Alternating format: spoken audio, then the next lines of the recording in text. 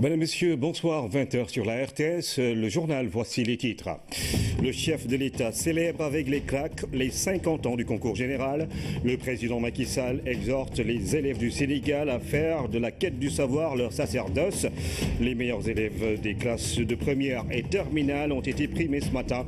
Ousmane Cissé du Collège Sacré-Cœur est le meilleur des lauréats de cette édition, alors que Mariam Abba décroche la palme de la meilleure école. Piste de production, électrification rurale, le PUDC désenclave et sort plusieurs localités des ténèbres. 479 communautés rurales ont bénéficié des réalisations du programme d'urgence de développement communautaire, entre autres plus de 8000 km de pistes de production réalisées à Matam. Les populations rurales du Sénégal destinataires des 452 forages construits grâce à l'UEMOA pour un montant de 8 milliards. 1600 sont visés pour la deuxième phase. Le protocole de rétrocession des ouvrages de la première phase a été signé ce jeudi à Dakar, la capitale sénégalaise qui abrite le Conseil des ministres de l'hydraulique de l'Union économique et monétaire ouest africaine. Économie, la rubrique du jeudi nous parle d'un système qui est en train de révolutionner les transactions financières en Afrique, la monétique. Plus de 500 milliards, c'est le volume des sommes traitées dans la seule zone UEMOA. Et quand le téléphone y est associé, les chiffres gonflent. Monnaie et électronique, c'est le reportage de Aramdo, assure dans cette édition. Bienvenue et bonsoir à tous. Les meilleurs élèves du Sénégal ont été fêtés aujourd'hui au Grand Théâtre de Dakar. Une fête de l'excellence présidée par le chef de l'État et qui récompense les cracks du Sénégal qui se sont distingués à l'occasion de la 50e édition du concours général. Ousmane Cissé du Collège Sacré-Cœur est le meilleur élève du Sénégal et la maison d'éducation Mariam Abba de Gorée reste la meilleure école de notre pays. Pape Birambi Gendiaï. La reconnaissance du talent qui récompense l'excellence. Un jour exceptionnel où une centaine d'élèves entrent dans l'univers glorieux d'un cercle restreint des meilleurs parmi les grands, parmi les cracks du Sénégal. 2564 candidats au départ d'un concours de prestige qui livre les secrets de la crème de l'école sénégalaise. 126 élèves ont aujourd'hui le droit de vivre ces instants uniques dans leur vie. Un chèque de 500 000 francs. Et dans cette course vers l'excellence, c'est la maison d'éducation Mariam Abba qui caracole en tête du classement avec 4 deuxièmes prix et 12 accessites. L'éducation comprend part à l'extrémisme et au radicalisme, un thème qui vient rehausser l'esprit d'une cérémonie qui épouse le discours d'usage du professeur Tchane Djang Bassang du lycée Abdoulaye Sadji de Rufisque. Ce thème est pertinent par son ancrage dans l'actualité mondiale et en ce qu'il permet de positionner l'institution scolaire dans la sphère de toutes celles qui se meuvent pour un monde dépourvu de haine. Dont la lignée d'un thème d'actualité, le choix du parrain n'est pas un hasard. L'éminent professeur et imam El Hadj Rawane Mbaye, figure emblématique de l'islam au Sénégal, est plus qu'une source d'inspiration. C'est une référence scientifique et religieuse. En vérité, c'est souvent l'ignorance et l'obscurantisme qui offrent un terreau fertile à l'extrémisme et au radicalisme.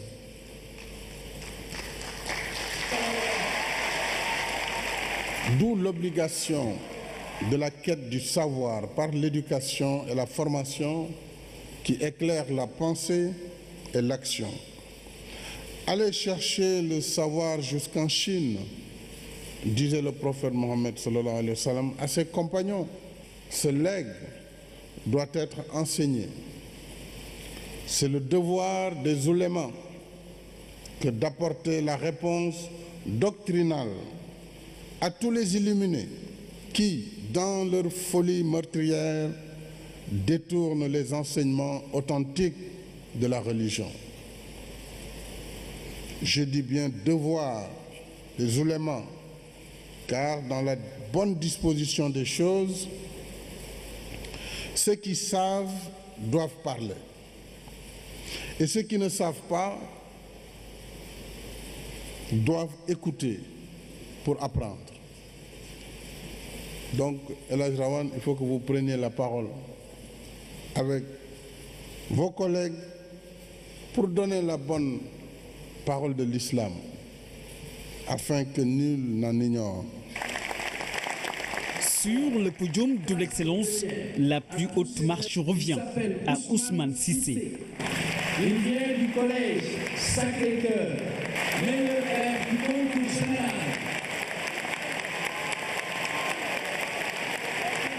Seulement voilà, les premiers prix de mathématiques et de physique-chimie n'ont pas été délivrés cette année. Les regrets d'un chef d'État soucieux de l'avenir de l'école sénégalaise. Il est donc temps d'apaiser le climat social de l'école en mettant fin aux perturbations qui engendrent les contre-performances de notre système scolaire. La refondation de l'école publique est devenue une urgence au moment où le tiers du budget de l'État est consacré à l'éducation. L'heure de l'apaisement a sonné et le président Macky Sall poursuit le chantier de la quête de l'excellence. Il invite les lauréats à s'inspirer de leurs parrains.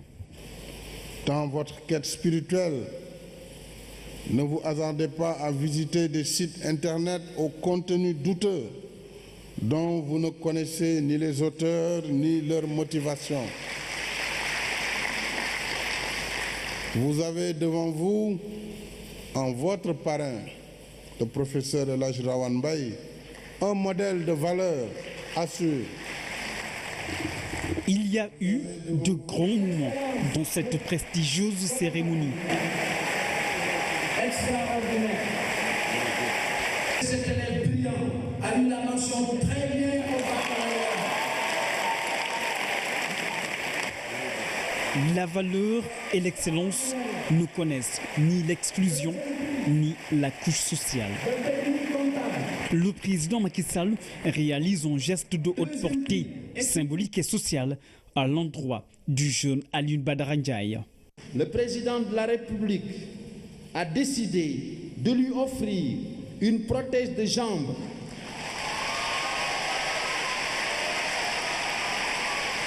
C'est pas fini. De lui offrir une prothèse de jambe et de prendre en charge toutes les dépenses qu'appelle cette pose de prothèse à l'étranger. Moment d'émotion, séquence inédite, la force d'un acte grandiose qui a ému plus d'un. Et cerise sur le gâteau, la fondation Computerland lui offre une bourse d'études de 4 ans en France pour une valeur de 20 millions de francs CFA. Autre temps fort, 2 bourses d'excellence pour le Canada d'une valeur de 150 000 $ ont été offertes par la fondation Computerland aux 2 meilleurs élèves de terminale de cette 50e édition du concours général. En marge de la cérémonie de distribution des prix du concours général, notre reporter Seydina Alioune Fall a recueilli quelques réactions. Nous les écoutons. C'est un primaire, c'est un séjour, c'est un souvenir qu'ils ne vont jamais oublier dans leur vie. Et c'est extrêmement important pour eux.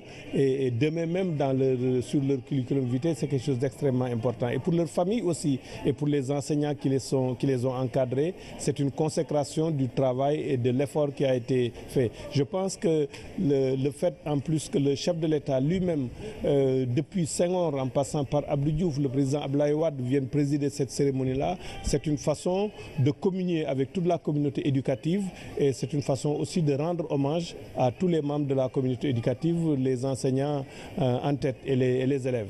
Bon, la cérémonie, ça s'est très bien passé. On a été fiers lorsqu'on a reçu nos prix et c'était un honneur de pouvoir saluer la main du président. Ça nous motive parce que ça nous prouve que seul le travail paie. Quand on travaille, on est récompensé. Donc ça nous motive davantage.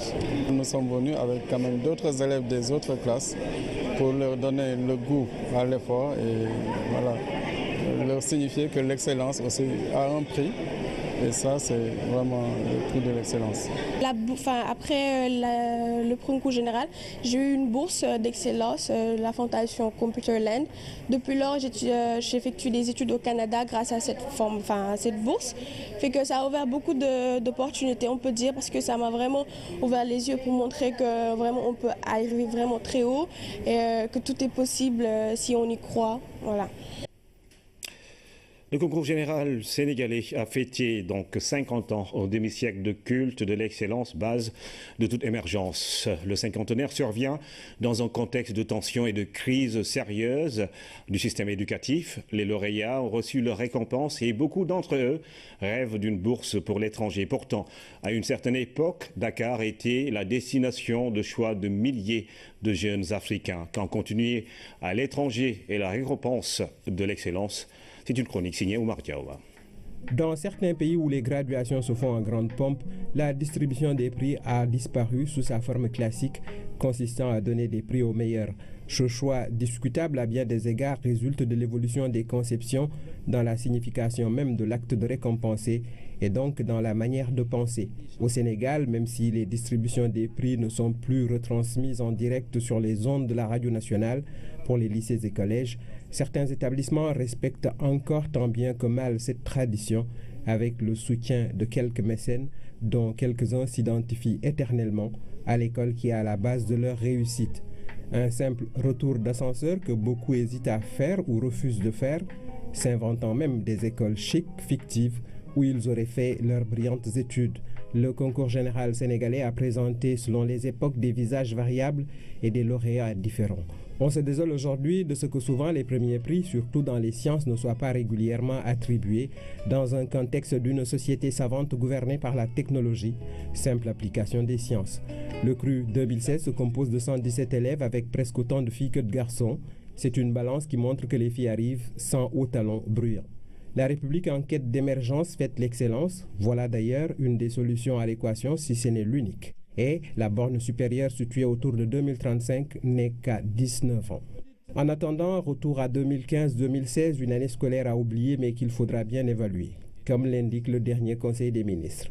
Être primé au CGS n'est pas banal. Au-delà des bras chargés de cadeaux, c'est l'espoir d'une bourse d'excellence pour aller poursuivre ailleurs. Tout ce qui se fait là-bas devrait pouvoir se faire pourtant ici. Et il y en a bien qui ont réussi sans jamais partir de la pirogue. Mais bon, le mythe et la mystification de l'étranger opèrent encore. Et il est déjà loin le temps où l'université de Dakar était la destination de rêve de milliers d'étudiants africains. Le chef de l'État a reçu cet après-midi le PDG de la société coréenne Dongwon Industrie, spécialisée dans la transformation de produits de mer. Au menu des échanges, la mise en place d'un cadre d'exploitation optimal pour accroître le volume des exportations et contribuer de manière efficace à la croissance économique du Sénégal. Nous écoutons le PDG de la société au micro de Pabiram Bigenyaï. Le groupe Dongwon avait investi et a créé une société qui se nomme la SCASA. Et malgré les différentes difficultés, le siège coréen a décidé de continuer sa relance au Sénégal. Et concernant les différentes difficultés, nous avons demandé le soutien de l'État du Sénégal. Le groupe Dongwon est une société de leader dans le domaine de la conserverie de thon dans le monde entier et nous allons essayer de faire en sorte que la SCASA aussi devienne le leader en Afrique et nous allons essayer d'exploiter notre maximum de capacité. Nous allons exporter la totalité de nos produits en Amérique, qui va être une grande partie de la totalité des produits de thon en Amérique et nous allons recruter la majorité des personnels au Sénégal et ce qui va suivre à l'augmentation et au croissance de l'économie du Sénégal. La série sur le PUDC se poursuit après l'hydraulique et les équipements en faveur des femmes du monde rural. Le programme d'urgence de développement communautaire s'investit aussi dans la réalisation de pistes de production et dans l'électrification rurale. Dans la région de Matam, 8029 km de pistes de production sont envisagées et dans le cadre de l'électrification rurale, 479 communautés rurales sont sorties des ténèbres grâce au programme. Reportage d'Arnaud Maïloum. On ne le dira jamais assez, les routes constituent un vecteur important dans tout processus de développement. Certains disent même qu'elles ouvrent la porte du développement. En tout cas, une chose est sûre, elles permettent de faire accéder à un certain nombre de services sociaux de base et offrent la possibilité aux populations, où qu'elles se trouvent, de bénéficier des ressources nationales, de développer et d'écouler leurs potentialités locales, ce qui du coup contribue à l'amélioration des conditions de vie. C'est ainsi que le programme d'urgence de développement communautaire envisage en matière de désenclavement de réaliser à terme 8029 km de pistes rurales qui vont venir en soutien à des actions engagées par ailleurs dans le cadre du programme national de routes rurales.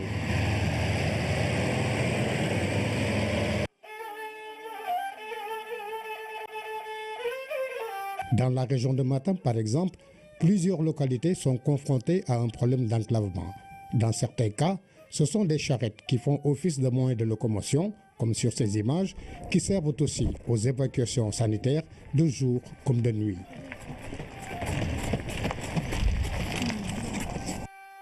Ici, le PUDC vient de répondre à une vieille doléance des habitants de Belley, village situé à 32 km au sud de Tchologne. Belley était dans un enclavement particulier. D'est en ouest, du nord au sud, aucun village voisin de Belley ne se trouve à moins de 30 km. La réalisation de la piste Tchologne-Belley a d'ailleurs suscité auprès de la population une adhésion totale, au point que 2 minibus achetés par des jeunes issus du terroir assurent désormais tous les jours la desserte dans les deux sens. min janoɗo koye leydi dufdi min jola sarataji min jaaɗo 32 km ha Agnam Allah ha Cuɗon min jolta sarataji min garta joni noon ko mawɗum guila garwawi o waɗa keeɓi otoji a yahat ganduɗa hoore maɗa nde wonata minutaji nogas tawa yettima Agnam mbaɗa toon haajuji ma ha gasa sa welama neɗɗo wawi yaltude gahe min jiiyen kam nafoore mawde. Autre aspect notable de la réalisation de la piste qui mène à Belley, les habitants de cette localité, les femmes en particulier, peuvent à présent obtenir des denrées comme les légumes qui pendant longtemps n'ont pas figuré dans les marmites. Ina moƴƴi ina foftini ko gadderoɗa bangueji goɗɗi jola e otoji jooɓa so ari ha e ma ko yaajede tan Macky Sall ina moƴƴi laamu piso ko e ɓuural tan woni e makko ɗo pinanoɗa jaaha e saret ñalla mbaala wonti tan ɗo joni so woto darima tan aɗa wawi duggoyde garta caggina bottari ma. C'est surtout en matière d'électrification rurale que le PUDC s'est distingué de manière louable. En effet, avant son lancement, seuls 50 villages étaient électrifiés par an au Sénégal. Aujourd'hui, avec le PUDC, 479 communautés rurales sont sorties des ténèbres. Mieux, l'État a pour ambition de porter en 2017 à 60% le taux de réalisation dans ce domaine, ce qui veut dire l'électrification à cette échéance de la moitié des villages du Sénégal.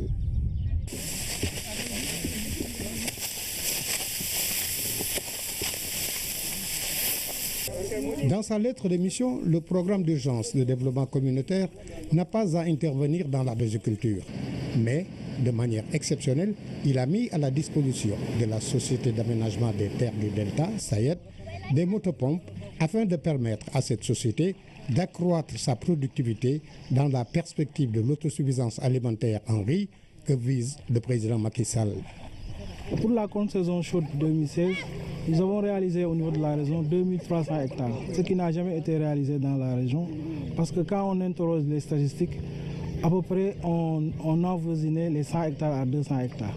Donc rien qu'avec l'apport de 50 groupes motopompes, ça nous a permis en tout cas de faire un facteur multiplicatif de 6. C'est-à-dire on est passé de la contre-saison 2015 à 400 hectares et cette année nous avons réalisé 2300 hectares.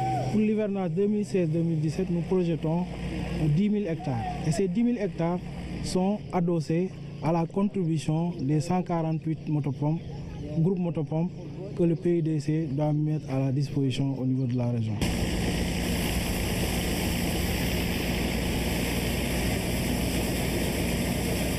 Si, pour l'instant, seules quelques régions sont ciblées dans le pays, les réalisations du PUDC vont porter sur d'autres, dont les problèmes ont déjà été identifiés.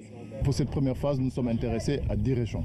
Bien sûr, il y a d'autres régions telles que la Casamance où nous avons commencé l'important travail de recensement des besoins. Et aujourd'hui, on peut dire nous connaissons exactement les besoins du monde rural en Casamance. Et nous sommes en train de planifier une autre phase pour que justement ces régions qui sont la Ziguinchor principalement, parce qu'il faut le dire, dans cette première phase, nous intervenons à Kolda et à Sédhiou.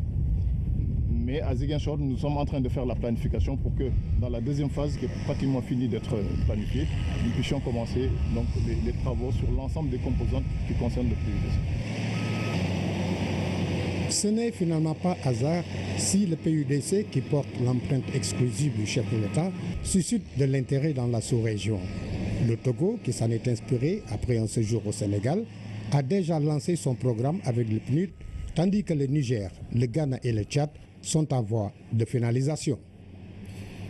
8 milliards de francs CFA, c'est le montant que l'UEMOA a investi pour la réalisation de 452 forages destinés aux populations rurales du Sénégal. Le protocole de rétrocession a été signé par le ministre de l'Hydraulique et de l'Assainissement avec le commissaire de l'UEMOA chargé de l'agriculture, Pabouna Diawa. Cet accord paraphé par l'UEMOA et l'État du Sénégal, notamment le ministère de l'Hydraulique et de l'Assainissement, consacre la rétrocession de 452 forages construits au profit des populations rurales du Sénégal. Réalisation à inscrire dans la première phase du programme hydraulique villageoise de l'institution sous-régionale. Pour un coût global de 8 milliards 25 millions de francs CFA. La répartition géographique des forages se présente comme suit. 184 forages équipés de pompes à motricité humaine, 6 forages solaires et 6 forages multivillages dans la région de Tambacounda. 28 forages équipés de pompes à motricité humaine et 5 forages multivillages dans la région de Matam. 208 forages équipés de pompes à motricité humaine et 4 forages solaires dans la région de Kédougou. 7 forages multivillages dans la région de Kaolack, 3 forages multivillages dans la région de Kaffrine et 1 forage multivillage dans la région de Louga. Au Sénégal, le taux d'accès à l'eau potable en milieu rural est estimé à 84%. Les forages de type multivillage offerts par l'UEMOA vont largement améliorer cette couverture. Nous exprimons ce message de satisfaction pour saluer le soutien efficace et hautement apprécié que l'UEMOA apporte à nos États dans le cadre de l'amélioration des conditions d'approvisionnement en eau potable des populations rurales. Ces réalisations ont permis d'alimenter près de 158 000 personnes. Assurer aux populations rurales un accès à une eau potable de qualité et en quantité suffisante, un défi commun que l'État du Sénégal et l'UEMOA comptent relever en renforçant leur collaboration. Elle est déjà très fructueuse. Le Conseil des ministres en charge de l'eau et de l'assainissement de l'UEMOA a procédé au lancement ce matin de la deuxième phase du programme d'hydraulique et d'assainissement en milieu rural. Le coût global du programme s'élève à 136,8 millions de dollars américains, dont les 41 millions de dollars viennent de la PID. À terme, 1600 forages vont encore être construits. Aminata Mbenfala. L'accès à l'eau potable et à l'assainissement constitue un des défis majeurs de l'Union économique et monétaire ouest-africaine. Ainsi, en 2006, le programme d'hydraulique villageoise et d'assainissement en milieu rural a été mis en place. Pour la première phase, plus de 3400 forages ont été réalisés dans les 8 États membres de l'Union pour un coût global de 34 milliards de francs CFA. Pour la seconde phase, lancée ce jour, la construction de 1600 forages est prévue pour un budget global de 136,8 millions de dollars US. Ce financement ainsi acquis permettra de réaliser 940 forages équipés de pompes à motricité humaine, 209 mini-adductions d'eau solaire thermique ou électrique, 21 adductions d'eau multivillage, 6 postes d'eau autonomes, 19 250 latrines privées et 720 latrines publiques. Ce programme est initié par la commission de l'UEMOA avec l'appui de la BID, un partenariat basé sur un schéma innovant dénommé Triple Win. Ce programme est financé suivant un mécanisme novateur dit Triple Win, dans lequel la BID et l'UEMOA ont conclu un partenariat stratégique leur permettant d'améliorer l'impact de leurs interventions respectives dans leurs pays membres communs. Au Sénégal, des progrès remarquables sont enregistrés pour l'accès à l'eau et à l'assainissement.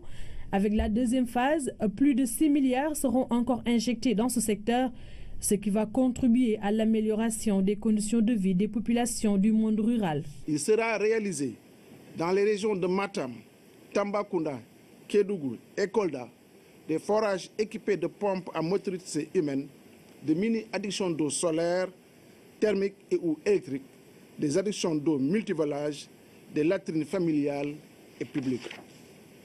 Au regard de ces résultats attendus, il n'y a aucun doute que ce projet contribuera à la réalisation des objectifs du Sénégal émergent ainsi qu'aux objectifs du développement durable. Ce programme est en phase avec l'objectif de développement durable numéro 6 qui vise à garantir l'accès de tous à l'eau et à l'assainissement. À terme, il devrait permettre d'améliorer le taux de couverture de l'Union qui est encore faible malgré les efforts consentis. 1600 forages qui seront donc construits sur financement de la BID, la Banque islamique de développement. À la fin des travaux, les membres du Conseil des ministres en charge de l'eau et de l'assainissement de l'UEMOA se sont engagés à faire de l'accès à l'eau potable une priorité. Voici un extrait des recommandations contenues dans le communiqué final. À l'ensemble des acteurs de diligenter le traitement des dossiers dans les délais. Aux États membres de veiller au respect du délai de mise en œuvre du programme, de veiller à l'effectivité de la contribution financière au niveau national, de faire de l'accès à l'eau potable et à l'assainissement une priorité de l'espace communautaire, de veiller à l'implication effective des ministères de tutelle à toutes les étapes du projet, d'initier la conceptualisation d'une troisième phase du programme. À la commission de l'UEMOA de veiller à la bonne exécution du programme à travers la mise en place effective de mécanismes de coordination au niveau régional, de poursuivre les efforts de mobilisation des ressources financières en faveur de l'atteinte de l'objectif de développement durable numéro 6 relatif à l'accès à l'eau potable et à l'assainissement. À l'endroit de la Banque islamique de développement, de poursuivre et de renforcer son appui au secteur de l'hydraulique et de l'assainissement, de donner son avis de non-objection pour le renforcement de l'UGP légère par une assistante ou un assistant du coordinateur. Ces dernières années, Matam a enregistré de nombreux décès par noyade. L'hivernage est une période où les risques sont énormes. C'est pourquoi les autorités ont initié un plan d'action pour endiguer ce phénomène. Ces autorités veulent également faire face au spectre des inondations. Déjà, les populations de Ourossogui constatent les dégâts des premières pluies tombées dans la région Oumou Kalsoum Sall. 181 mm de pluie enregistrés à Matam depuis le début de l'hivernage et déjà on note des sinistrés. À Ourossogui, certaines familles ont dû quitter leur maison qui menacent de s'écrouler face à la furie des eaux. L'eau était dans toutes les chambres. Ce n'est plus prudent de rester ici. Depuis hier, je suis chez mes voisins qui m'ont prêté une chambre avec mes enfants. Le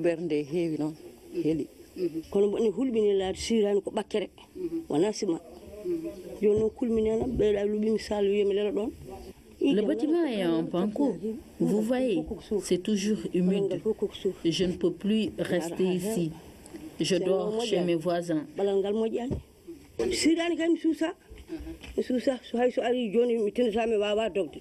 De nombreuses concessions ont pu être libérées des eaux grâce à l'intervention rapide des sapeurs-pompiers. La municipalité aussi essaie de faire face aux nombreux dégâts. Pour prévenir les prochaines pluies, nous avons tout de suite entrepris des travaux de grande envergure, notamment par des machines, des engins lourds qui nous permettent aujourd'hui d'endiguer toutes les zones dans les rues de Ourossogui qui sont quand même inondées. C'est pour justement faciliter la mobilité. Pour cela, nous avons pris les dispositions avec la caserne des sapeurs-pompiers donc, qui depuis hier est en train d'effectuer un pompage au niveau donc, de certaines concessions affectées par le volume des eaux. Mais je note que c'est un problème structurel et qu'il faut véritablement un réseau de drainage des eaux pour pouvoir régler définitivement cette situation.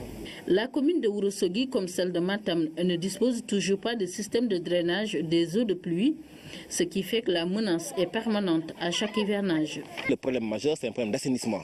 Alors c'est un problème sur lequel vraiment nous demandons que l'État puisse vraiment nous accompagner.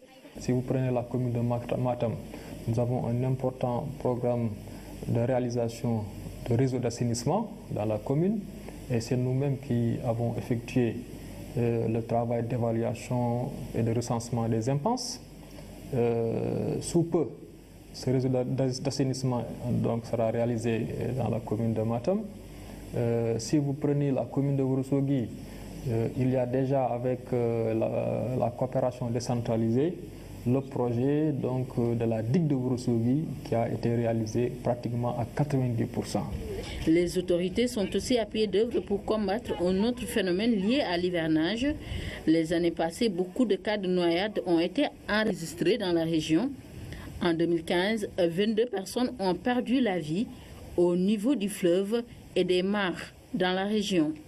Cela nous a amené très rapidement à mettre en action la commission auxiliaire de protection civile avec un plan d'action que nous sommes en train de dérouler. C'est ce qui nous a amené à faire prendre aux différents maires concernés des arrêtés mettant en place des comités de surveillance et de sensibilisation contre les cas de noyade et de manière générale les conséquences liées aux inondations. Cela est chose faite. Ensuite, nous avons effectué des déplacements sur le terrain pour sensibiliser les populations sur la nécessité de faire attention en ce qui concerne les intempéries et les conséquences des fortes pluviométries que nous avons commencé à enregistrer. Le 29 juin passé, Matam a reçu sa première pluie, une installation précoce de l'hivernage, ce qui n'est pas pour déplaire aux nombreux paysans de la région. Retour dans la banlieue dakaroise dans le cadre de l'Expo Santé qui se tient à Guédiawaye. Le ministère de la Santé organise pendant 3 jours des journées de consultation gratuites. Les populations se sont déplacées en masse au stade Amadou Barry de Guédiawaye et à l'hôpital d'Al Djam de Golfe à Ouadjaye. Hommes, femmes, enfants sont venus nombreux pour les 72 heures de consultation gratuite. La mairie de Guédiawaye a réussi à mobiliser la population au stade Amadou Barry de Guédiawaye. Les Badjenougor appuient cette campagne du ministère de la Santé et de l'Action sociale en sensibilisant les populations. Le Centre national de transfusion sanguine, fidèle à sa mission, fait un appel à tous pour donner du sang afin de sauver des vies. Les consultations en médecine générale se poursuivent aussi au stade Amadou Barry de Guédiawaye, ainsi que des distributions de médicaments. On demande à toute la population de Guédiawaye de sortir, d'abord pour bénéficier des activités de consultation gratuites qui sont organisées ici au niveau du stade Amadou Barry, mais aussi au niveau de l'hôpital d'Al Djam, mais aussi de pouvoir aussi bénéficier de paquets de communication, notamment sur la couverture maladie universelle et sur la lutte contre le paludisme, mais aussi on les demandera aussi de venir donner de leur sang. L'hôpital d'Al Djam est un centre hospitalier de référence en Afrique. Les personnes âgées ont fait le déplacement pour les consultations gratuites. Nous sommes là depuis 7 heures et je pense que si on fait le décompte, nous sommes à 180 personnes âgées consultées, dépistées. L'objectif, c'est de dépister les pathologies et de faire le premier soin et de remettre la personne âgée dans le système traditionnel de soins. Au niveau de chaque commune, nous avons un représentant. Il suffit d'informer chaque représentant communal pour que l'information passe. En tout cas, nous l'avons réussi. Nous sommes parvenus à mobiliser un très grand nombre. Vous avez remarqué aussi que l'hôpital refuse du monde. Toutes les personnes âgées ont été mobilisées pour ces journées de consultation gratuite. Le ministère de la Santé a voulu cette fois-ci décentraliser un peu les consultations gratuites là. Il les a donc organisées au niveau de l'hôpital d'Al Djam et au stade Amadou Barry. Ici, au niveau de l'hôpital Djam, sont consultées les femmes enceintes, les enfants de 0 à 5 ans et les personnes âgées. Alors, vous savez que l'hôpital s'apprête à démarrer partiellement ses activités.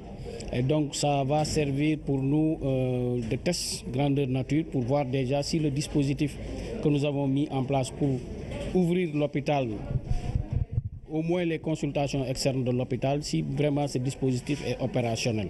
Les pathologies les plus fréquentes sont l'hypertension artérielle, l'arthrose, le paludisme, les maladies diarrhéiques. La pharmacie nationale d'approvisionnement est chargée de distribuer les médicaments. Ces journées de consultation constituent une aide précieuse pour les populations de Guédiawaye. La plateforme de télédemande d'autorisation de construire Télédac est officiellement lancée. Elle permet la dématérialisation de la procédure. Au total, 52 communes et 10 sous-préfectures de la région de Dakar sont concernées par la plateforme. Damsila. La plateforme de télédemande d'autorisation de construire est un outil qui facilite les conditions d'obtention du permis de construire à travers la dématérialisation complète de la procédure. Elle contribue considérablement à la réduction des déplacements, des charges et des risques de corruption. Depuis le lancement de la plateforme Télédac en mars 2014, plus de 4500 dossiers de demande d'autorisation de construire ont été traités dans la région de Dakar.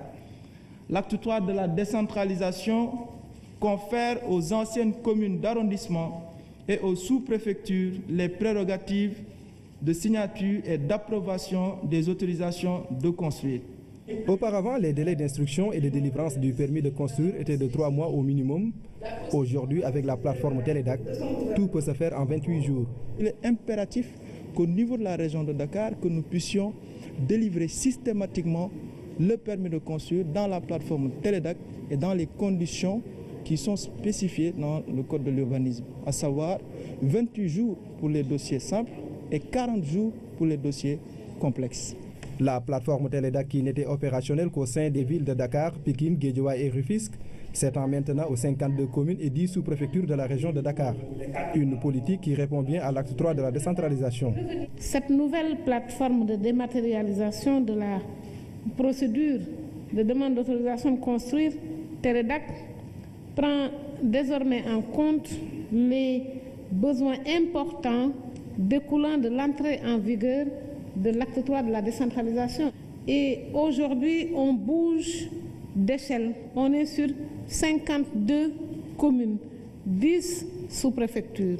On change de dimension et évidemment, cette étape va contribuer assurément à, disons, réduire les délais. L'agence de l'informatique de l'État, maître d'œuvre de Télédac, compte étendre la plateforme dans les autres régions du pays. Il faut noter qu'au Sénégal, 90% des demandes de permis de construire concernent la région de Dakar. Monnaie et électronique. La contraction donne un système qui est en train de révolutionner les transactions financières en Afrique. Il s'agit de la monétique. Plus de 500 milliards de francs CFA ont été traités dans la zone UEMOA grâce à ce système. Les chiffres atteignent même des flux étonnants lorsque les téléphones sont associés. On en parle dans la rubrique économie de ce jeudi avec Aram Dawa. Un demi-siècle d'indépendance, que 16% de taux de bancarisation, force est de reconnaître que l'inclusion financière en Afrique passera par d'autres canaux. Si la monétique se dresse aujourd'hui comme le vecteur de cette inclusion et même de la bancarisation, c'est qu'elle élargit le système. La monétique, c'est vraiment l'utilisation d'un moyen de paiement dans les transactions financières, c'est ça. Vous avez une carte, dès que vous l'utilisez pour les transactions financières, on parle de monétique. Mais cette notion aujourd'hui est beaucoup plus large parce que ça intègre l'ensemble des moyens de paiement. On parle plutôt même de transactions électroniques financières. Tout simplement parce que avec votre carte, vous pouvez faire des transactions, avec votre téléphone, vous pouvez faire des transactions, vos yeux demain peuvent faire des transactions, et votre visage peut faire des transactions. La gestion de la monétique interbancaire dans cette partie de l'Afrique est l'affaire de Jim Iomoa, créée par les États membres en 2003. L'enjeu est économique. L'année dernière, nous avions eu plus de 4 millions de cartes qui ont circulé dans la zone UEMOA. Nous avons eu 6 millions de transactions qui sont dans la zone UEMOA, plus de 500 milliards de flux traités dans l'écosystème. Donc c'est beaucoup. C'est un volume important. Si vous prenez par exemple le mobile banking mobile money, c'est près de 6 000 milliards. 6 000 milliards de transactions qui ont circulé au travers de téléphones portables. 6 000 milliards, même plus, qui ont circulé en une année. C'est 3 fois le budget de certains pays, c'est 10 fois le budget de certains pays. Le taux de pénétration du téléphone, très élevé en Afrique, fait que les efforts se concentrent de plus en plus sur le mobile banking et le mobile money. Des transactions via cet outil avec un grand clin d'œil aux PME-PMI, encore très informelles, malgré leur nombre. 80% des entreprises PME-PMI sont dans le secteur informel. On arrive, après 50 ans d'indépendance, à la conclusion que la bancarisation n'a pas permis véritablement d'apporter les réponses les mieux appropriées à une meilleure intégration de ces PME-PMI dans le secteur, dans le tissu économique. Maintenant, on dépasse la notion de bancarisation pour parler d'inclusion financière. C'est comment aujourd'hui permettre à l'ensemble de ces PME informelles, mais aussi aux populations alphabétisées ou non alphabétisées, de s'intégrer dans le tissu financier en pouvant faire des opérations financières sans détenir un compte dans une banque. C'est ça qu'on appelle l'inclusion financière. Aujourd'hui, le taux de l'inclusion financière moyen est de 45% dans l'espace UEMOA, alors que le taux de bancarisation est à 16%. L'Afrique a donc bien pris le train de la monétique, mais le défi principal est l'essence même du dispositif, la technologie.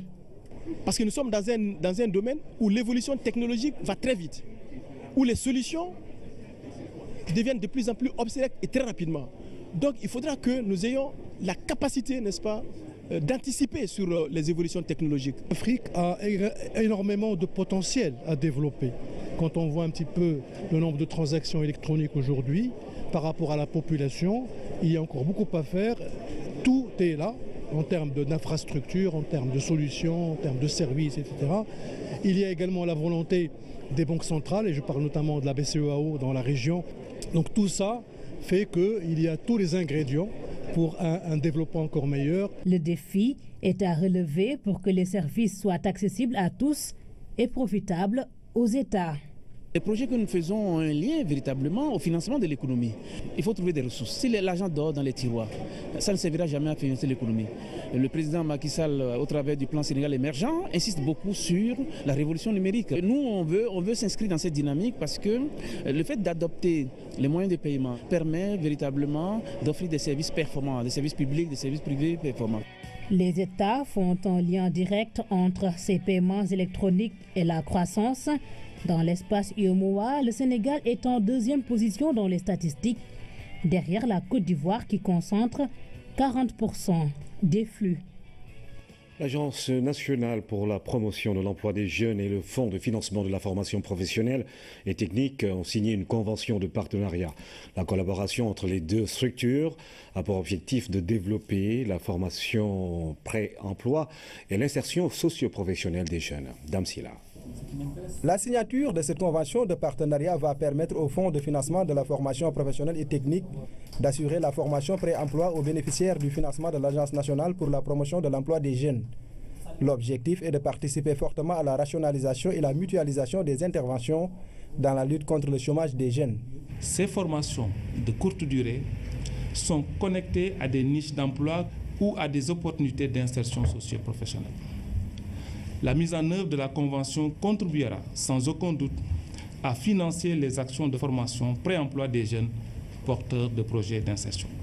Au Sénégal, 62,5% de la population active est âgée entre 15 et 35 ans. Sur le marché du travail, 200 000 nouveaux demandeurs d'emploi arrivent chaque année. 46% parmi eux n'ont ni éducation ni formation. Pour apporter une solution à cette situation, l'ANPEJ développe de nouvelles stratégies. La question de l'emploi étant une question multisectorielle, je pense que des initiatives de ce genre doivent être multipliées afin qu'on puisse dégager des synergies d'action qui soient profitables à toutes les structures. Aucune structure ne peut aujourd'hui à elle seule régler la question de l'emploi. Il faut qu'on développe des synergies, qu'on privilégie une approche holistique qui permet à toutes les structures qui interviennent dans cet écosystème de pouvoir mutualiser leurs interventions afin d'avoir un résultat heureux. La coopération entre l'ANPEJ et le 3FPT a pour but d'apporter des réponses aux difficultés du marché de l'emploi des jeunes. La finalité, c'est l'emploi. La finalité, ce n'est pas la formation, mais la finalité, c'est plutôt l'emploi. Mais pour avoir un emploi, il faut avoir une formation. Donc, c'est comme les deux faces d'une même pièce, comme l'envers et l'endroit d'une même pièce. La formation et l'emploi. L'emploi doit être sous-tendu par une formation. La mise en œuvre de cette convention va contribuer fortement au renforcement de capacités des jeunes demandeurs d'emploi et des professionnels, mais aussi et surtout participer à l'atteinte des objectifs en matière de qualification des jeunes. Nous parlons du Forum Habitat Investissement de la diaspora. Les Sénégalais de Gissona ont abordé avec le ministre en charge des questions liées à la promotion des investissements, les stratégies et facilitations que l'État du Sénégal offre aux Sénégalais de l'extérieur. Une belle initiative pour la marche vers un Sénégal émergent, nous dit Thierno Armadoussi, notre envoyé spécial. Au Forum de Gissona, la deuxième journée est dédiée à la politique sénégalaise d'investissement. Il s'agit ici de voir les secteurs porteurs et les mécanismes pour accompagner les Sénégalais de la diaspora. Vous avez contribué à l'amélioration du bien-être et des commodités au niveau de nos compatriotes, au niveau de vos parents. Mais aujourd'hui, vous êtes en train d'y ajouter la dimension investisseur. Et vous investissez, vous avez des opportunités d'investir dans notre pays. Une diaspora engagée, une frange du secteur privé sénégalais établie en dehors du territoire, mais déterminée à contribuer à l'émergence du Sénégal. Comme immigrés, nous avons pensé au développement de notre pays. Et ce qui fait un développement, c'est l'investissement. S'il n'y a pas d'investissement, il n'y a pas de développement. L'investissement dit la présence d'industrie, la création des emplois, et tout cela entre dans ce qu'on appelle la croissance. Il est important de voir aussi si la diaspora groupée ensemble, comme nous essayons de le faire, elle a les capacités et les possibilités de pouvoir faire des investissements productifs. C'est-à-dire, nous, quand on fait l'analyse des coûts de transfert sur le Sénégal, on a estimé qu'il y a une perte de 20 millions d'euros annuels qui vont dans les caisses des agences de transfert. Et c'est en ce moment-là qu'on a pensé qu'il était possible de faire un fonds, de créer le Fonds migrant de développement. Pour le gouvernement du Sénégal, toutes les préoccupations de la diaspora sont à prendre en compte face à ces fils du Sénégal de Gissona. Le ministre Khoudjambaye salue un patriotisme qui ne cesse d'évoluer. Ils sont des investisseurs potentiels. Leur soutenir est un devoir républicain.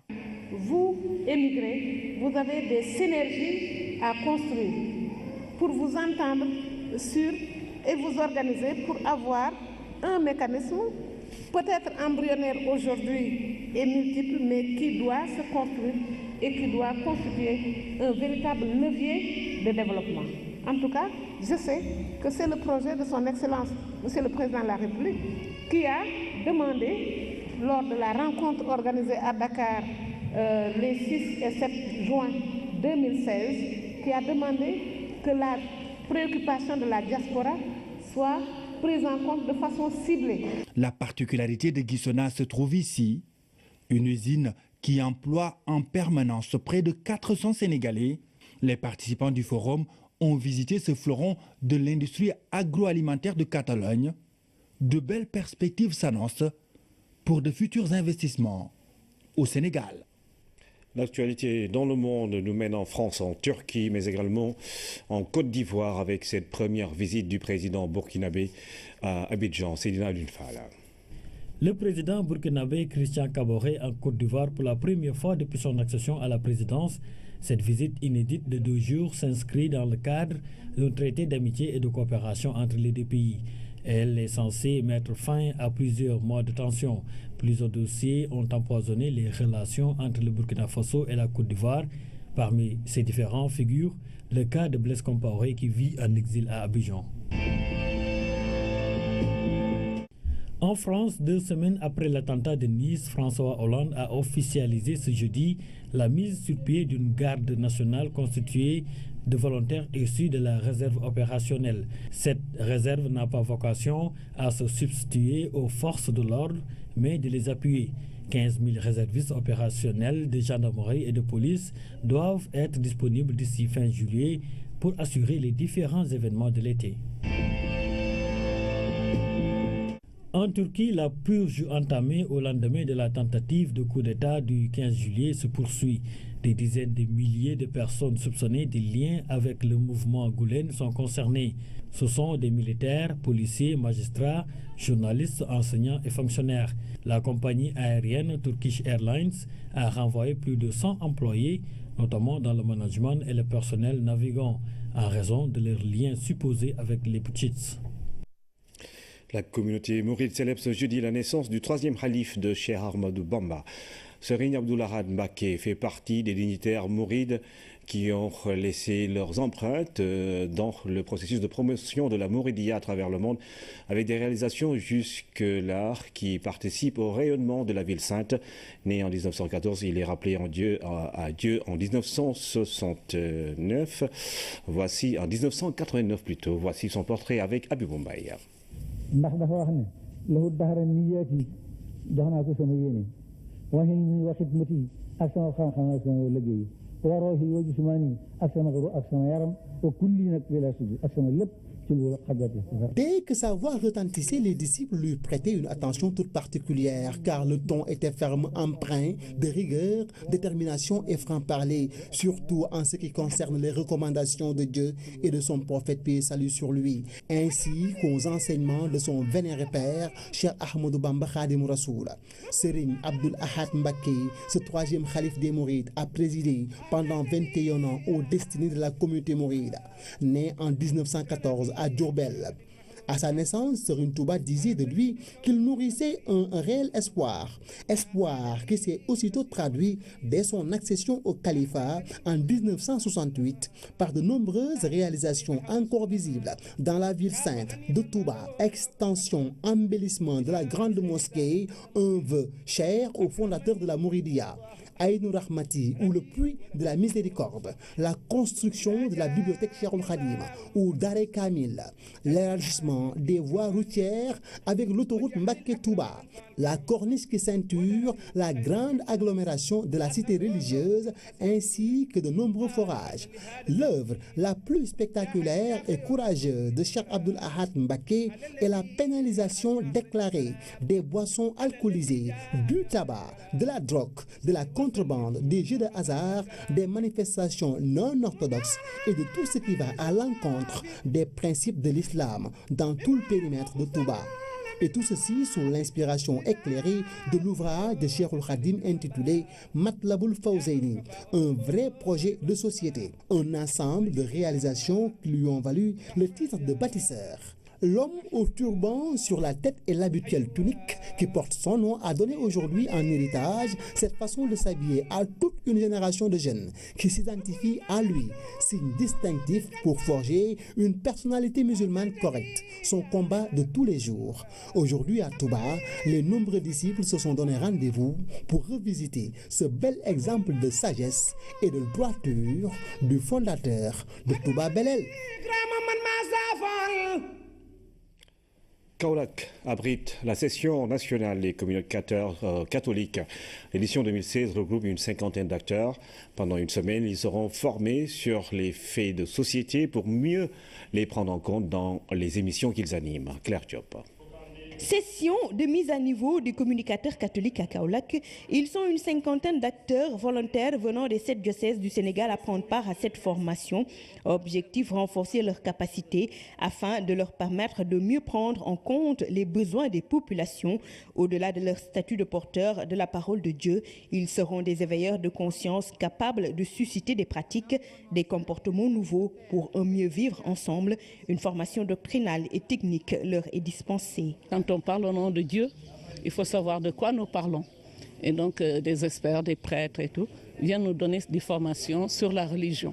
Mais nous ne négligeons pas le volet technique parce que même pour parler de Dieu, il faut maîtriser, savoir comment on manipule les mots, comment on tient un micro et tout ça. Donc c'est ce que nous faisons et nous voilà ici depuis ce matin pour une formation sur l'environnement, puisque c'est d'actualité. 2016, année déclarée de la miséricorde. Miséricorde et communication, justement, une rencontre féconde au bénéfice des participants et de leur audimat. Ces communicateurs sont invités à investir un terrain nouveau, celui des thèmes qui touchent la société dans leur émission. Je crois que c'est un défi de ne pas se concentrer uniquement sur la parole de Dieu et de faire tous la même chose.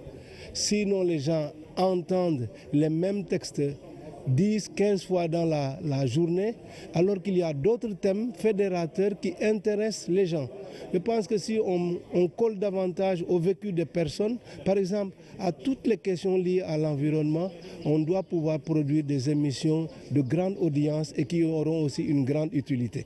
La Fondation Konrad Adenauer, un partenaire privilégié dans l'organisation de cette session. Nous constatons de plus en plus une destruction de l'environnement accélérée et pensons que les communicateurs peuvent beaucoup faire pour sensibiliser, pour être des multiplicateurs, des vecteurs, pour attirer l'attention des populations, du public sur la menace qui pèse sur l'environnement. Ces séances de partage se tiennent annuellement depuis 13 ans. Celle-ci va durer une semaine. L'ambition est d'alléger le travail de ces acteurs pour une plus grande satisfaction des fidèles.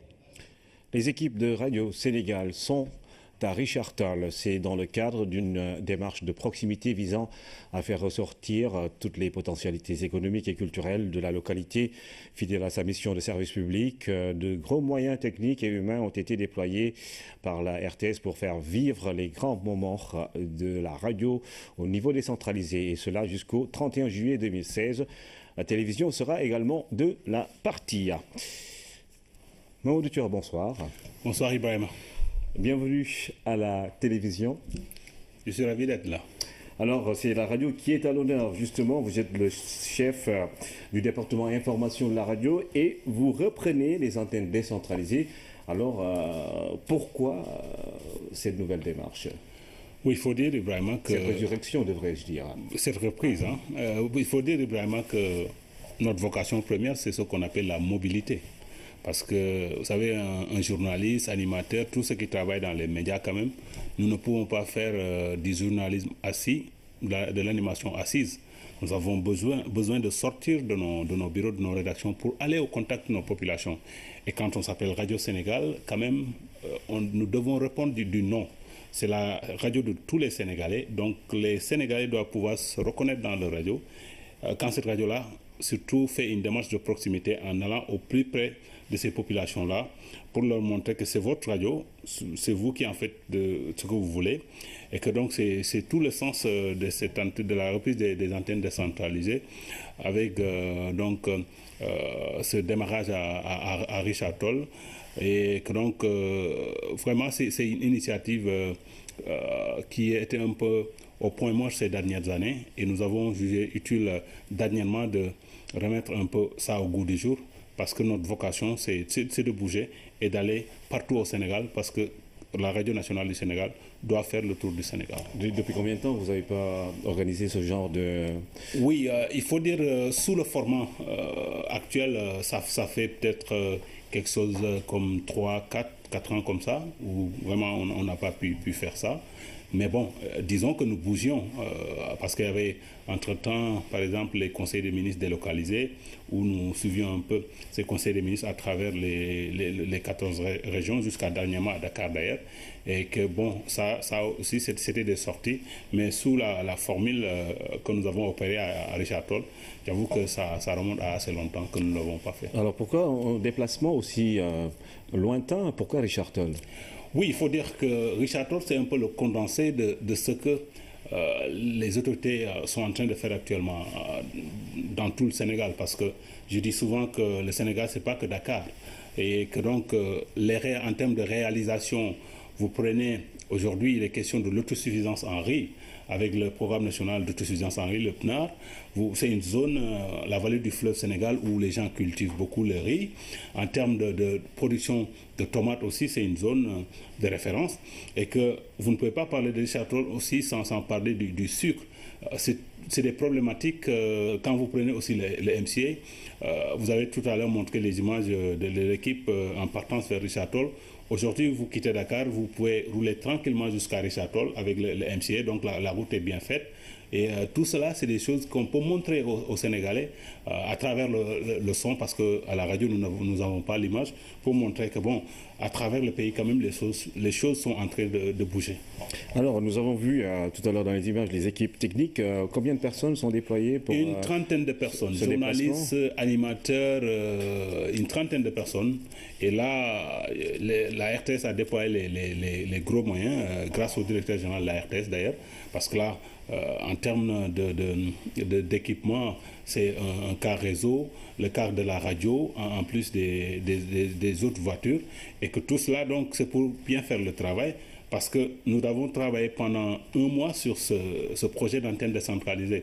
Donc un travail professionnel sous la coordination de Françoise Xavier, qui dirige l'équipe d'ailleurs, et que donc les techniciens se sont engagés, parce que la radio c'est le son, que le son sera nickel, parce que tout ce que nous allons faire, si in fine le son n'y est pas, ça veut dire que nous avons échoué.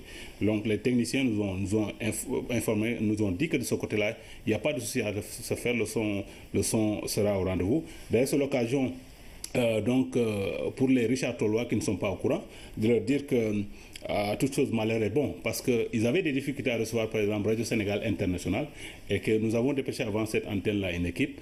On a pu leur installer un nouvel émetteur, et que maintenant ils reçoivent Radio Sénégal International dans de bonnes conditions.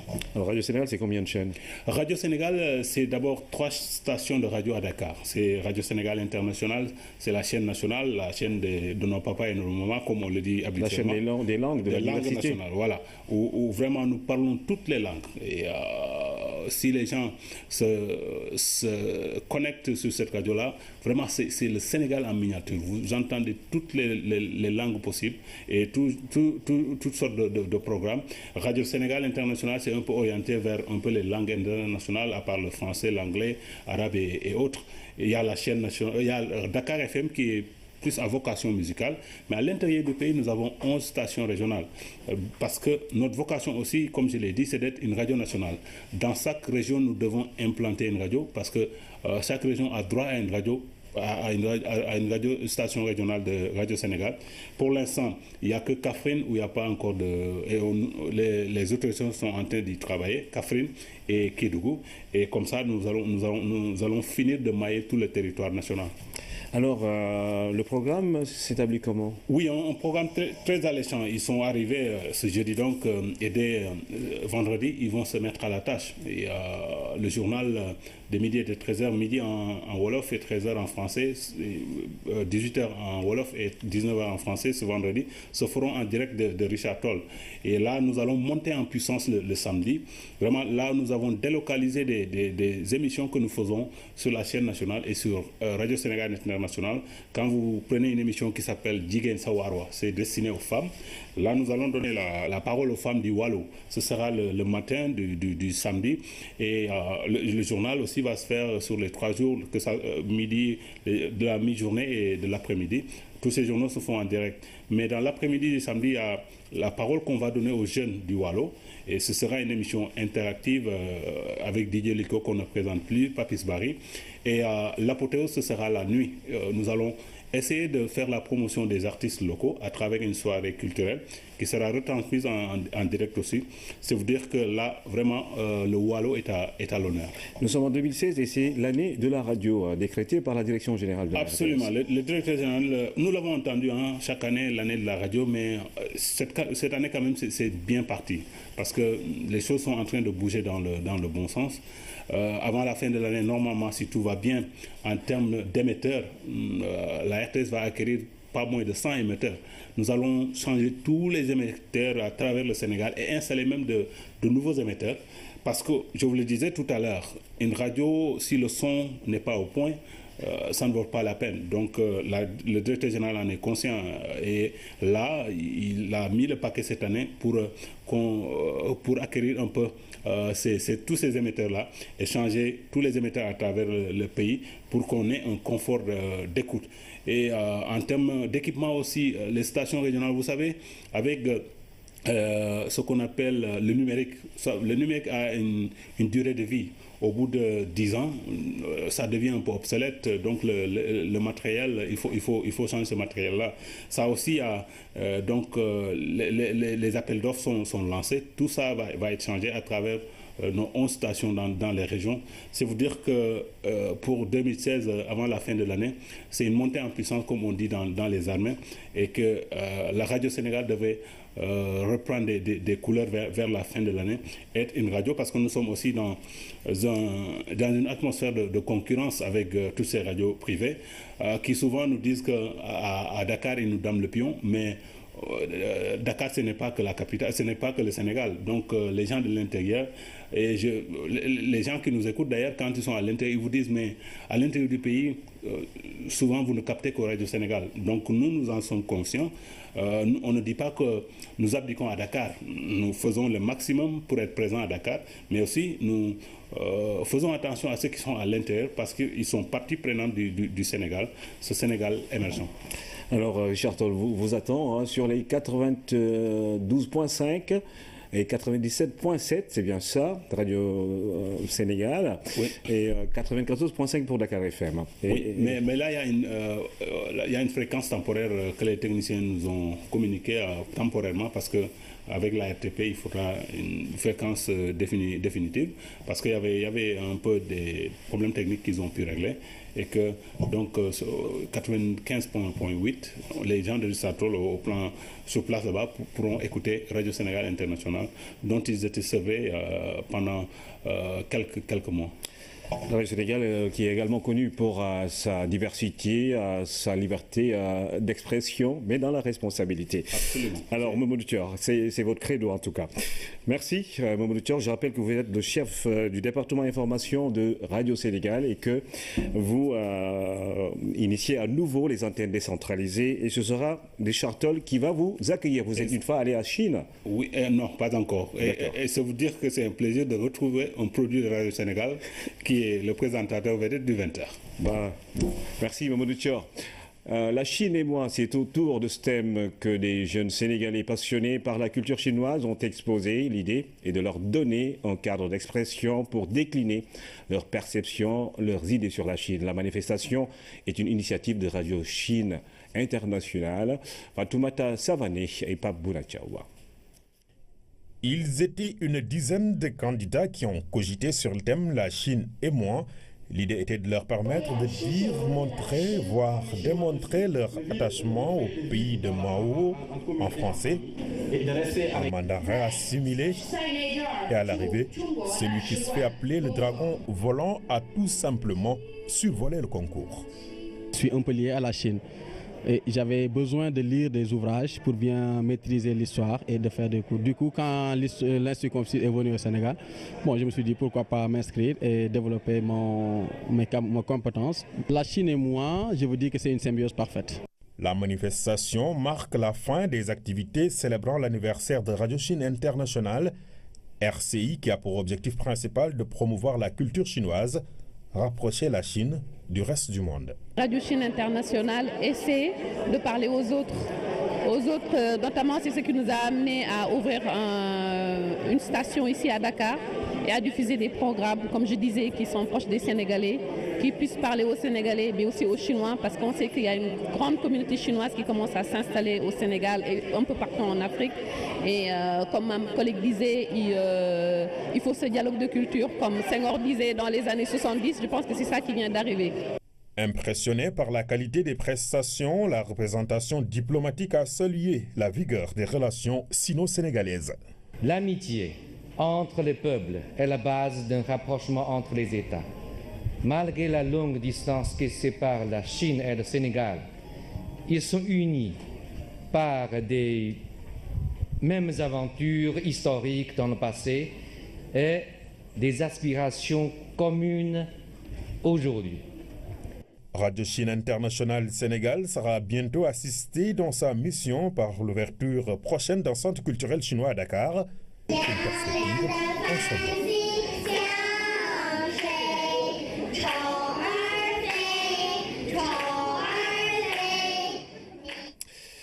Après la Chine, un pays arabe, le Maroc, qui compte accompagner le Sénégal à développer les filières équines.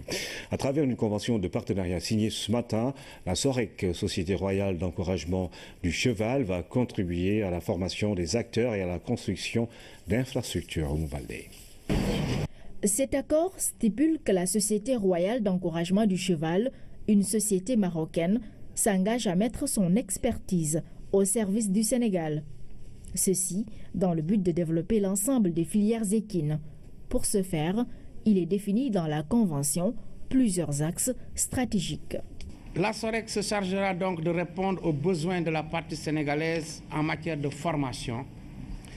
En matière d'élevage, la SOREC mettra à la disposition du Sénégal des animaux reproducteurs de haute valeur génétique et la SOREC aidera effectivement le Sénégal lors de construction ou de réhabilitation d'infrastructures et aidera également le Sénégal notamment dans la mise à disposition d'équipements. Cette convention entre la SOREC et le ministère de l'Élevage donne déjà des idées aux amoureux du cheval. Parce que ce qui est évident, les retombées n'en seront que bénéfiques pour le Sénégal et pour ses fils. Ce sera la création d'emplois, ce sera la création de richesses. C'est également un attrait pour notre pays. Le domaine de coopération donc englobe l'élevage, englobe la formation, englobe les courses hippiques, englobe le tourisme équestre. Je crois que dans ces différents domaines d'activité, il y a beaucoup de choses à faire, il y a beaucoup de gains pour le Sénégal. En s'engageant dans cette dynamique de renforcer les filières équines, c'est que les acteurs ont bien compris l'apport du cheval dans une économie. Le Maroc qui s'engage à accompagner le Sénégal pour la promotion de la filière équine alors que l'on prépare l'édition 2016 de la finale de la Coupe du Sénégal prévue ce samedi au stade Léopold Sédar Senghor. Les deux finalistes se préparent sérieusement pour cette fête de la jeunesse et du football. L'affiche opposera NGB au Casa Sport. L'équipe de Ziguinchor qui est d'ailleurs arrivée ce matin à Dakar. Avant son départ, notre reporter a assisté à son dernier galop d'entraînement. D'après le staff, tous les atouts sont en place. Voici le reportage de Abdelaziz Bana. Sous les directives de son coach Demba Ndiaye, le Casa Sport entame la dernière ligne droite de sa préparation. On n'a pas changé dans iota ce qu'on avait l'habitude de faire par rapport au match de championnat et au match de Coupe du Sénégal. Seulement l'accent est mis sur la préparation psychologique et de faire off par rapport à l'extérieur. Et de penser football, de vivre football, de respirer football, de boire football, de passer football. Et même dans nos Scrabble, on les exige de n'écrire que des mots de football. Arbitre, règles, défense, penalty, pour qu'ils se concentrent, qu'ils soient là-dedans dans le football. Voilà. L'équipe de Ziguinchor, finaliste malheureuse lors de la dernière édition, veut se racheter. Les joueurs disent être déterminés à remporter Dame Coupe. Avec beaucoup de concentration, beaucoup d'abnégation et de détermination surtout. Parce que c'est une finale et on sait comment la jouer. C'est la Coupe du Sénégal parce que c'est la chose qui nous reste. C'est la chose qui nous reste pour sauver notre saison. On a gagné avant tout, mais aussi on est très concentré sur le sujet, vu que c'est un match important et ça reste notre seul objectif. La seule chose qui nous intéresse, c'est que l'équipe gagne. Il y a un bon moral. On est déjà dans le match. Ces temps-ci, on est trop concentré. Même à l'entraînement, tu vois que les gens sont concentrés. C'est sûr qu'on va aborder le match avec un état d'esprit de conquérant. Comme on dit souvent, une finale, ça ne se joue pas, ça se gagne. Donc on va y aller pour gagner cette finale. Du côté de la direction du club, tout a été pris en compte pour mettre l'équipe dans de bonnes conditions afin de voyager tranquillement sur Dakar. Pour chaque domaine, il y a des responsables désignés qui s'en occupent et jusqu'à présent évidemment, mais tout ça sous la supervision du président du club et avec la coordination même, si on peut dire, du gouverneur de la région. Donc c'est pourquoi nous osons croire qu'au plan administratif, tout est fin prêt pour que le Casa Sport aille dans de très bonnes conditions à ces finales-là. L'équipe de Ziguinchor veut mettre tous les atouts de son côté pour venir à bout de Niary Tally Grand Dakar Biscuiterie, son adversaire, lors de la finale de la Coupe du Sénégal édition 2016. Justement, du côté de NGB, l'adversaire du jour, l'on note une grande mobilisation. Les quartiers de Niaritali, Grand Dakar et Biscuiterie sont déjà dans la ferveur de cette finale. NGB va mobiliser ses supporters et compte gagner cette finale de la Coupe du Sénégal qui sera une grande première dans l'histoire du club. Pape Madi Diop. Voilà, pour un novice comme moi, je vous demande tout simplement de gagner la coupe. C'est par ces mots fair play de son coach que NGB nous a reçus à Demba Diop. Ici, l'ambiance est bon enfant, l'atmosphère s'est transformée en une ferveur festive. On va créer beaucoup d'ambiance dans le terrain et à l'extérieur du terrain, dans les tribunes, dans les gradés. Il faudrait quand même monter une joie de vivre, que la fête soit belle. Avant d'arriver à cette étape finale de la fête, tout un travail à abattre. Touche de balle, passe courte, des exercices, mais la véritable stratégie n'est pas dévoilée. Oui, Inch'Allah, mais on va discuter ça avec nous d'abord. À cette séance d'entraînement, le groupe est au grand complet et affiche le grand moral. Ça va, c'est vrai que le jour samedi, l'état du groupe, c'est ok, tout le monde, ça va quoi en quelque sorte. Voilà. L'électrification rurale dans la région de Matam. 8029 km de pistes de production sont envisagées et dans le cadre de l'électrification rurale, 479 communautés rurales sont sorties des ténèbres grâce au programme. Reportage d'Arnaud Maïloum. On ne le dira jamais assez, les routes constituent un vecteur important dans tout processus de développement. Certains disent même qu'elles ouvrent la porte du développement. En tout cas, une chose est sûre, elles permettent de faire accéder à un certain nombre de services sociaux de base et offrent la possibilité aux populations, où qu'elles se trouvent, de bénéficier des ressources nationales, de développer et d'écouler leurs potentialités locales, ce qui, du coup, contribue à l'amélioration des conditions de vie. C'est ainsi que le programme d'urgence de développement communautaire envisage, en matière de désenclavement, de réaliser à terme 8029 km de pistes rurales qui vont venir en soutien à des actions engagées par ailleurs dans le cadre du programme national de routes rurales.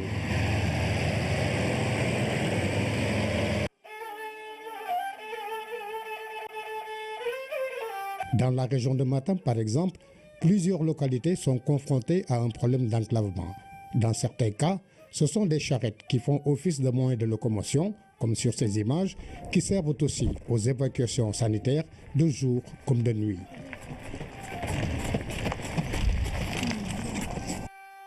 Ici, le PUDC vient de répondre à une vieille doléance des habitants de Belley, village situé à 32 km au sud de Tchologne. Belley était dans un enclavement particulier. D'est en ouest, du nord au sud, aucun village voisin de Belley ne se trouve à moins de 30 km. La réalisation de la piste Tchologne-Belley a d'ailleurs suscité auprès de la population une adhésion totale, au point que 2 minibus achetés par des jeunes issus du terroir assurent désormais tous les jours la desserte dans les deux sens. Min janoɗo koye leydi ndufdi min jola sarataji min jaaɗo 32 km ha Agnam Allah ha Culon min jolta sarataji min garta joni noon ko mawɗum guila garwawi o waɗa keeɓi otoji a yahata ganduɗa hoore maɗa nde wonata minutaji nogas tawa yettima Agnam mbaɗa toon haajuji ma ha gasa sa weela meeɗa wawi yaltude gahe min jiiye kam nafoore mawde. Autre aspect notable de la réalisation de la piste qui mène à Belley, les habitants de cette localité, les femmes en particulier, peuvent à présent obtenir des denrées comme les légumes qui pendant longtemps n'ont pas figuré dans les marmites. Ina moƴƴi ina foftini ko gadderoɗa bangeji goɗɗi jola e otoji jaɓa so ari ha e ma ko yaajede tan Macky Sall ina moƴƴi laamu piso ko e ɓuural tan woni e makko ɗo pinanoɗa jaaha e saret ñalla mbaala wonti tan ɗo joni so oto darima tan aɗa wawi duggoyde garta caggina bottari ma. C'est surtout en matière d'électrification rurale que le PUDC s'est distingué de manière louable. En effet, avant son lancement, seuls 50 villages étaient électrifiés par an au Sénégal. Aujourd'hui, avec le PUDC, 479 communautés rurales sont sorties des ténèbres. Rien n'est pas un hasard. L'éminent professeur et imam El Hadj Rawane Mbaye, figure emblématique de l'islam au Sénégal, est plus qu'une source d'inspiration. C'est une référence scientifique et religieuse. En vérité, c'est souvent l'ignorance et l'obscurantisme qui offrent un terreau fertile à l'extrémisme et au radicalisme.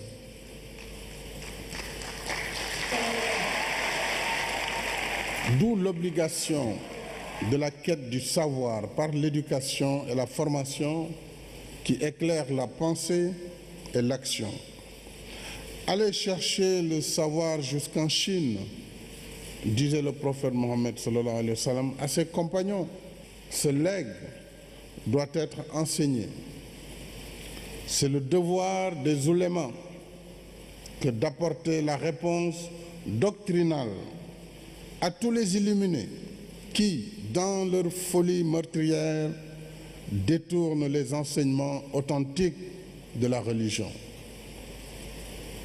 Je dis bien devoir des oulémas, car dans la bonne disposition des choses, ceux qui savent doivent parler. Et ceux qui ne savent pas doivent écouter pour apprendre. Donc, El Hadj Rawane, il faut que vous preniez la parole avec vos collègues pour donner la bonne parole de l'islam, afin que nul n'en ignore. Sur le podium de l'excellence, la plus haute marche revient à Ousmane Cissé. Il vient du collège Sacré-Cœur, meilleur élève du concours général.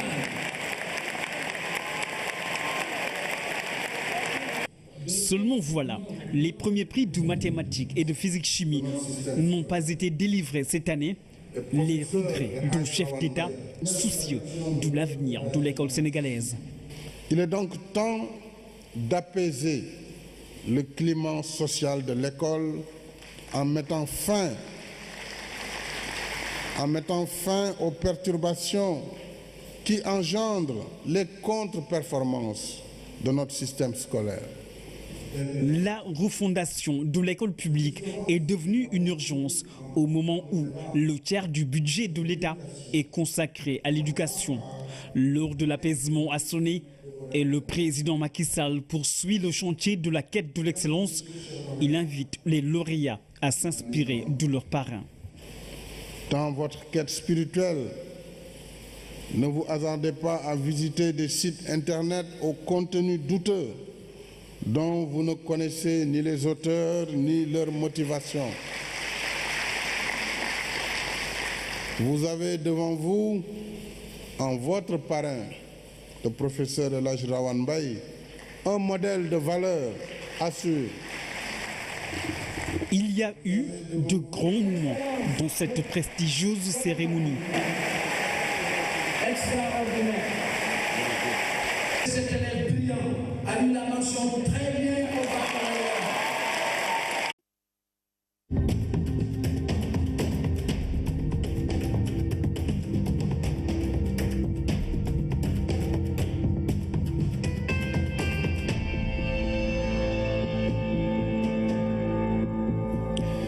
Mesdames, Messieurs, bonsoir, 20h sur la RTS, le journal, voici les titres.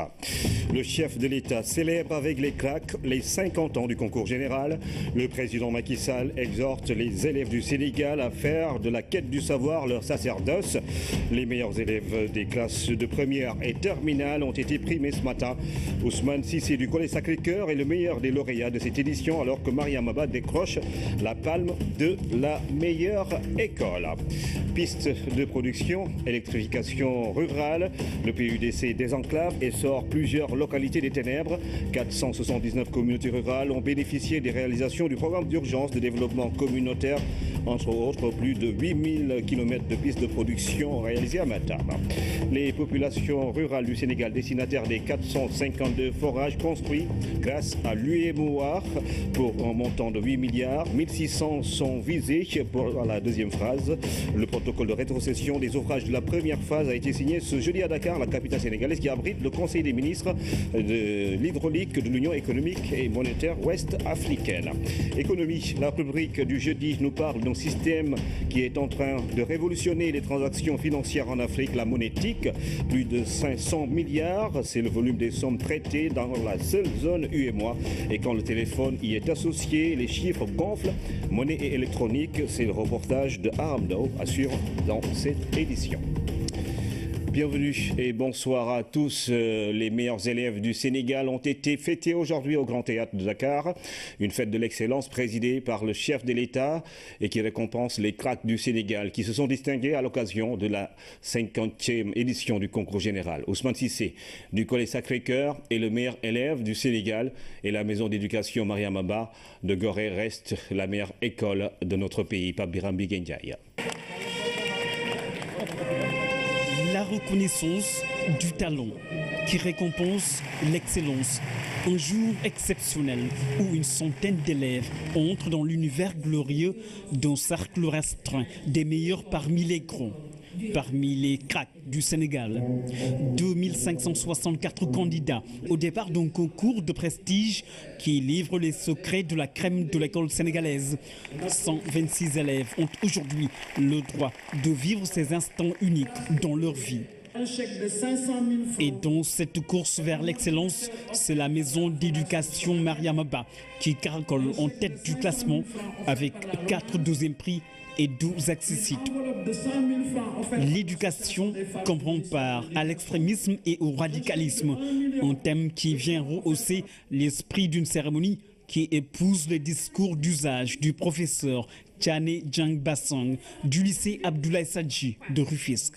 Ce thème est pertinent par son ancrage dans l'actualité mondiale et en ce qu'il permet de positionner l'institution scolaire dans la sphère de toutes celles qui se meuvent pour un monde dépourvu de haine.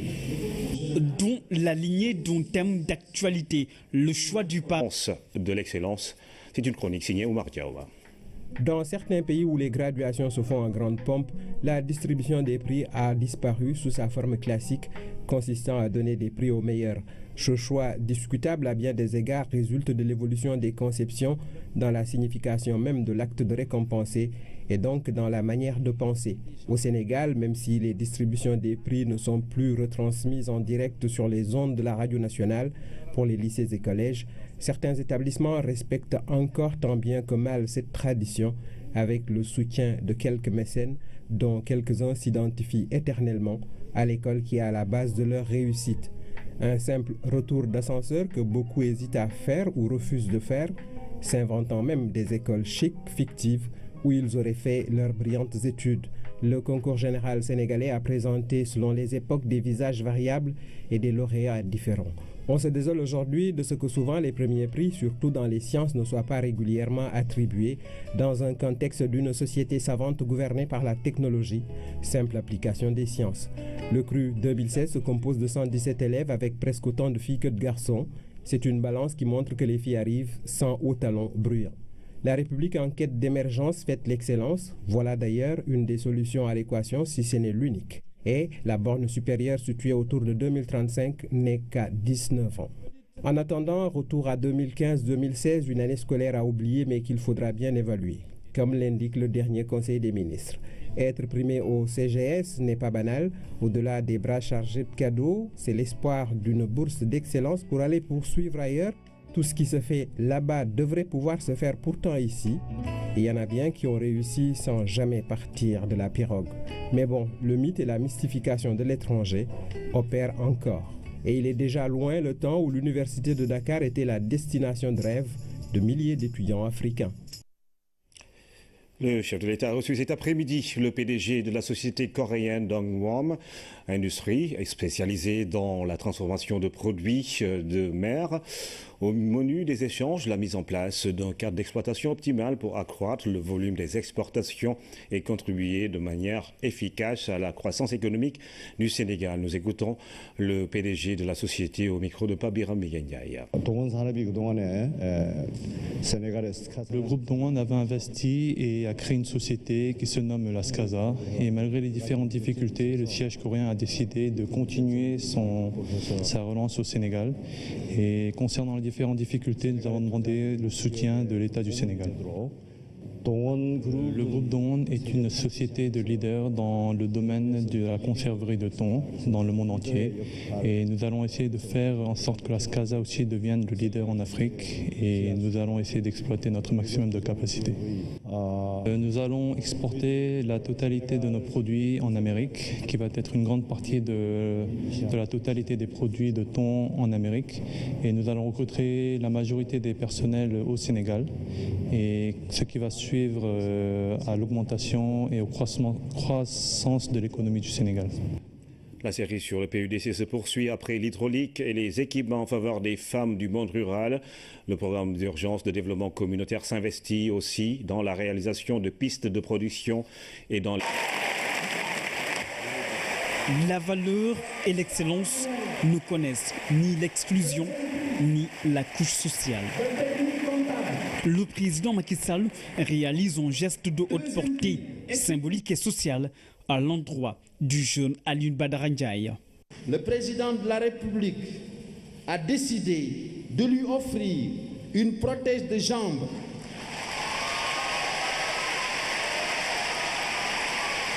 C'est pas fini. De lui offrir une prothèse de jambe et de prendre en charge toutes les dépenses qu'appelle cette pose de prothèse à l'étranger. Moment d'émotion, séquence inédite, la force d'un acte grandiose qui a ému plus d'un. Et cerise sur le gâteau, la fondation Computerland lui offre une bourse d'études de 4 ans en France pour une valeur de 20 millions de francs CFA. Autre temps fort, 2 bourses d'excellence pour le Canada d'une valeur de 150 000 $ ont été offertes par la fondation Computerland aux 2 meilleurs élèves de terminale de cette 50e édition du concours général. En marge de la cérémonie de distribution des prix du concours général, notre reporter Seydina Alioune Fall a recueilli quelques réactions. Nous les écoutons.